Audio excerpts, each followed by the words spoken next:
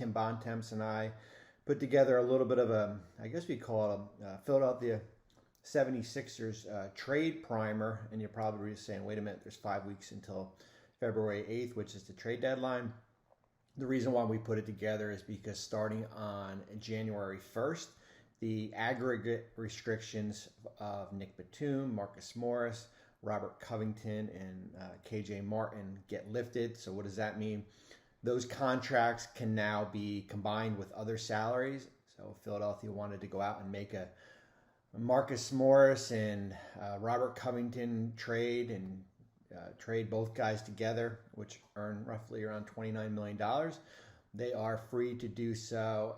And now every player on that roster is certainly trade eligible, except for Paul Reed, who's got a January 15th restriction. Reed also has to give approval on any trade because he signed an offer sheet with Utah that was eventually matched. He can't be traded back to Utah.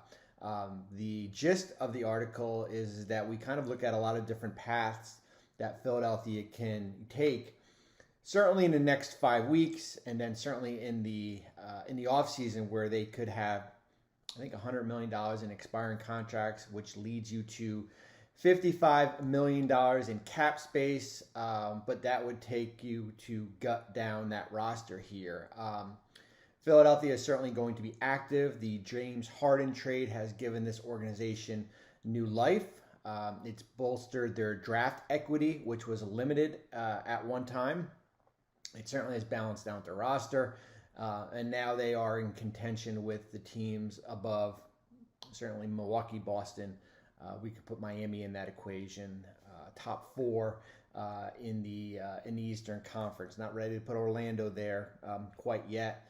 And I'm not ready to put New York there right yet. But there are certainly 6 or 7 really good teams in the Eastern Conference here. I think the big thing for Philadelphia is, well, A, it takes 2 to tango. And although everyone wants to make a deal out there, you've got to find the right partner that you're not willing to kind of give it all. There's no disgruntled all-star out there. I wouldn't put Zach LaVine in there. And I think how this Sixers roster has been constructed and how Tyrese Maxey has taken off to become that second star, you don't have to go star chase. The team that we talk about a lot in the article is the Denver model. Denver had Murray and Jokic, and they were able to go out and make 2 separate trades. They added Kentavious Caldwell-Pope back right before the start of 2022 offseason free agency. They added Aaron Gordon a year before in a trade with Orlando, cost them a 2025 top 5 protected first.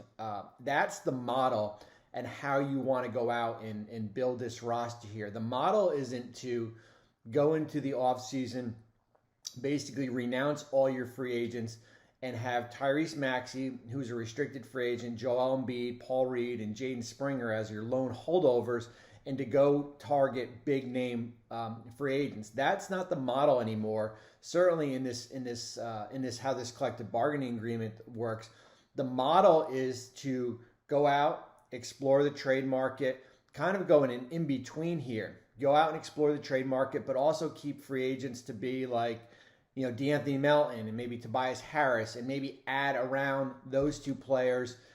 As well as Embiid, Maxey, certainly some of the players that we have mentioned. It's not to gut it, and then all of a sudden you've got $55, $60 million in cap space, because as history has shown, and we wrote about it here, free agents do not leave their own teams to sign somewhere else. Maybe that will change this offseason, although Drew Holiday and Paul George and Kawhi Leonard and Pascal Siakam and OG Anunoby sound appealing, and you have money to go out and sign one of those players, free agents do not leave their own teams. The list goes on and on as far as players either extending with their own team or re-signing with them as a free agent. For example, Kyrie Irving re-signs in Dallas.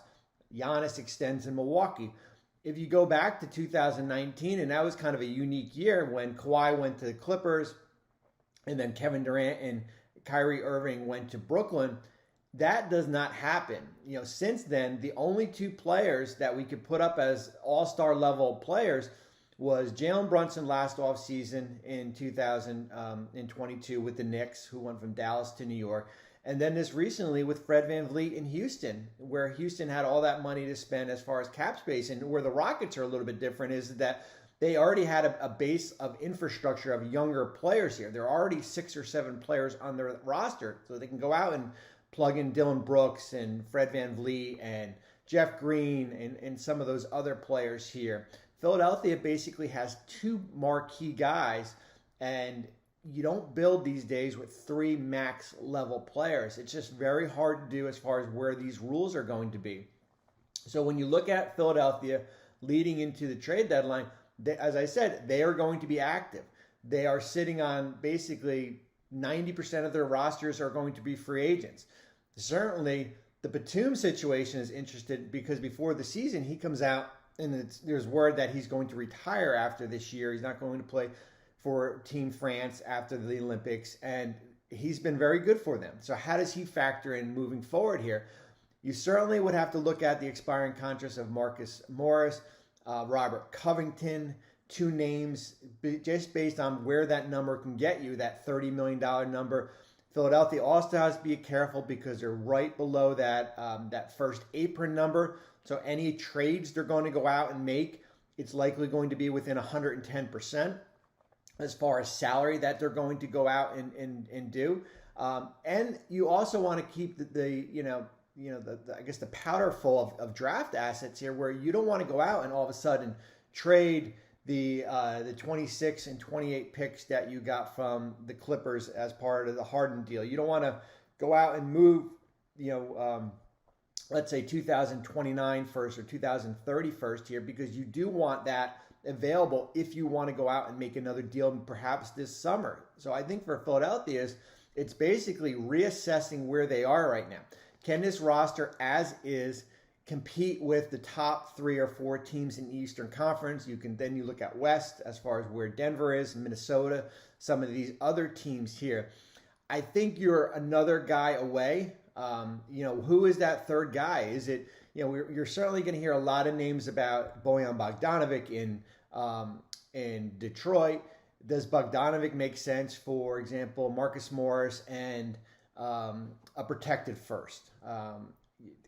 Certainly you're going to hear a lot about Alex Caruso. Alex Caruso makes sense. Those are the type of deals you're looking at as far as 2 players that can come in, and maybe it doesn't cost you as much as going out and getting that one guy. And then what happens is that you slide those guys in, and then you have a decision to make as far as with your own free agents, as far as retain them, or you basically can punt on cap space this off season here. And you have 2 guys you added at the trade deadline, and then you go out and retain 2 of your free agents, DeAnthony Melton and Tobias Harris, for example, here. So there's a lot of different directions that Philadelphia can go in here. And we go into all of it. It's interesting when you look at the track record of Daryl Morey. 81 trades he's made during his tenure in Houston and now in Philadelphia. It's the second most among all executives behind Sam Presti in Oklahoma City, as far as even more than Pat Riley, since Riley took over with that Heat team in the late 90s here. He is not accustomed to building rosters with cap space. He's only had cap space 3 times in his career, and they went out and signed Dwight Howard, Eric Gordon, Ryan Anderson. 3 of those names, certainly have missed out on opportunities, based on, whether it be, you could put Chris Bosh in there, players like that. So the cap space model, although Houston was able to go out and do it, and now are a 500 team, the cap space model is not the way it goes these days as far as how you build out your roster. But on the other end, when you're looking at the trade market, as I said, like, it takes 2 to tango. Like, Philadelphia could be sitting on all these expiring contracts, and they could be looking at, with this draft equity now, they have 3 picks that they can move in a deal, first round picks. They've got a bunch of seconds. They've got a trade exception. I think the first, when you look at it, they owe Oklahoma City that protected first in 2025. It's got some protection in 26. They owe Brooklyn a pick 2 years later. So that's why we're saying there's 3 tradable first. They can move their 2024 first on the night of the draft. That gives them another one because of you can't trade first in back-to-back years. They've got the least favorable first in the 2026 that was acquired in that Clipper trade with Harden. They've got a Clipper first in 2028. There's swap rights in 2029. They've got their own first to move in either 29 or 30. So there are first out there to do, but it's a matter of who is that guy going to become available. What happens? Let's say if Donovan Mitchell all of a sudden becomes available at the trade deadline, which I don't think, or becomes available when we get to the offseason here. Philadelphia could be in a spot to add a marquee guy. So that's where the conservative nature, but you're also walking that fine line of trying to continue to build a championship around Joel Embiid, who's extension eligible also this summer here.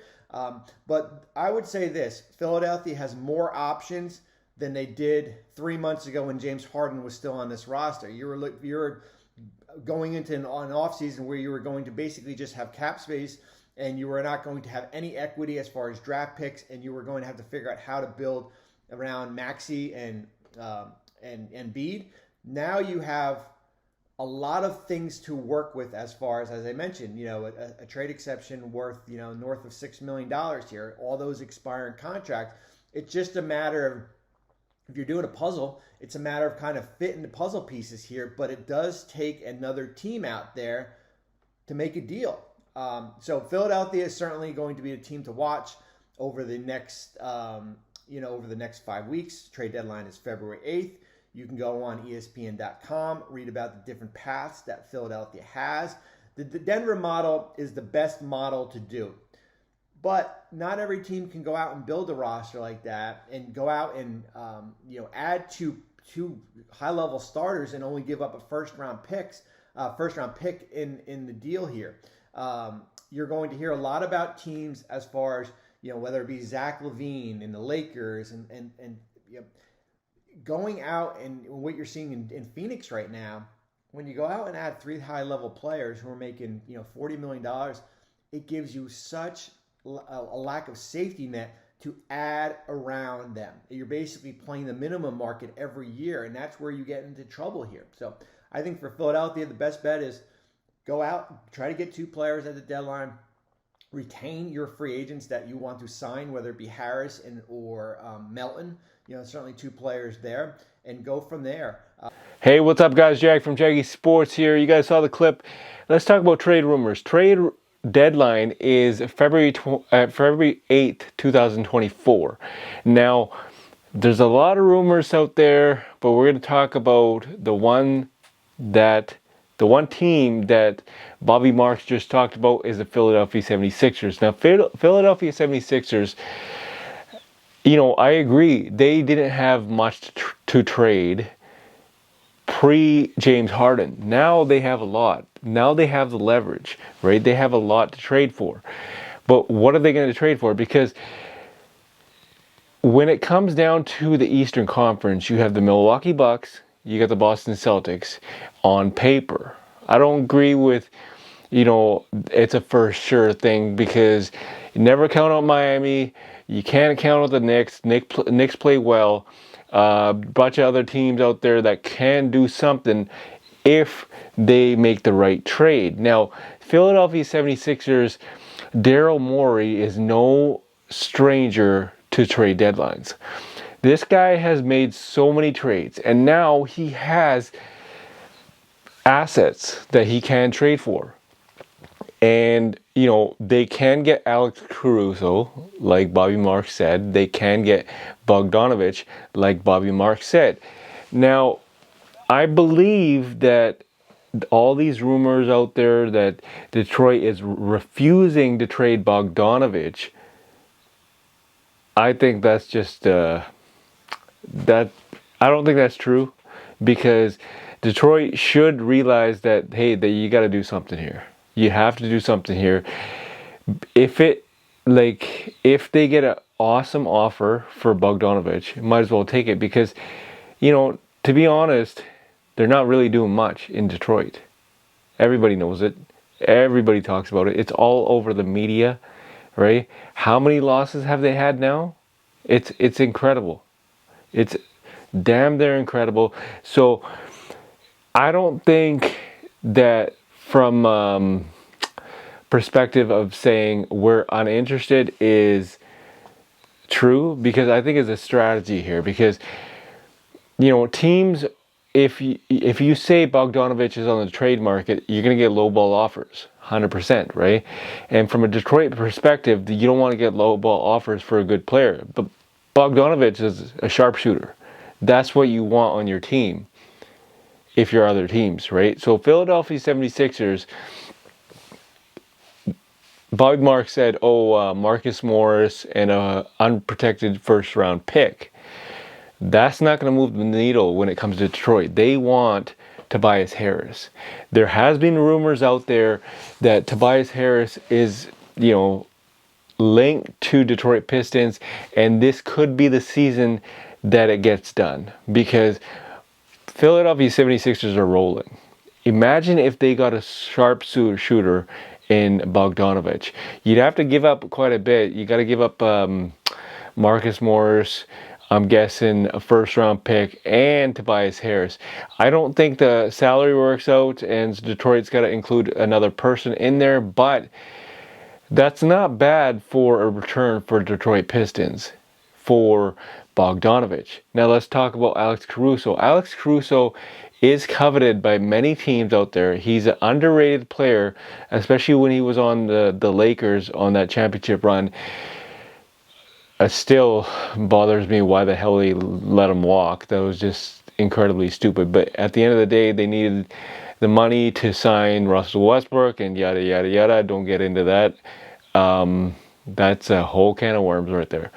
So another thing is, they're talking about, Bobby Marks said, why get another $40 million player in like Zach LaVine, right?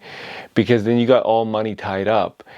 So he makes a good point. He says, look at what happened in Phoenix. You got Bradley Beal, Kevin Durant, and Devin Booker. All three of those guys make a lot of money, and it's hard to build around those guys, like a bench.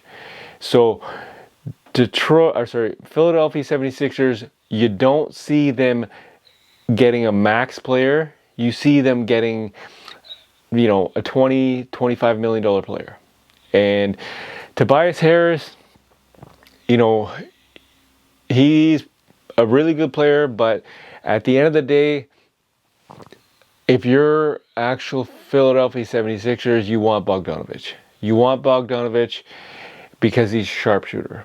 You want Alex Caruso because he's legit a really good underrated player, but I don't know if they're going to get Alex Caruso. They have the capability to get Bogdanovic.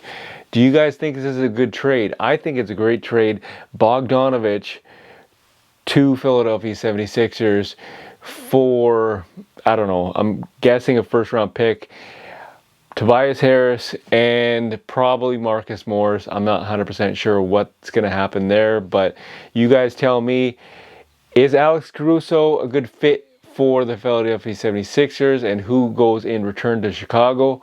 And I don't know. I think it's a good trade, but you guys let me know. Bogdanovic to Philadelphia 76ers in exchange for Tobias Harris, first round pick, and Marcus Morris. You guys be the judge, and if you guys don't agree, put in the comments saying something else, right? Could it be Nick Batum? Could it be Robert Covington? I believe all those are expiring contracts. So you throw in another pick, the one that Clippers gave to the Philadelphia 76ers. At the end of the day, I think it's a good trade for both, right? Tobias Harris is good. Bogdanovic is good. So leave a comment in the comment section. Tell me what you guys think about this trade and any other trades out there, including Zach LaVine to the Lakers. Is that actually going to happen? Like, come on. I don't know. I don't know if that's actually going to happen, but leave a comment in the comment section. Tell me what you guys think. This is Jag from Jaggy Sports.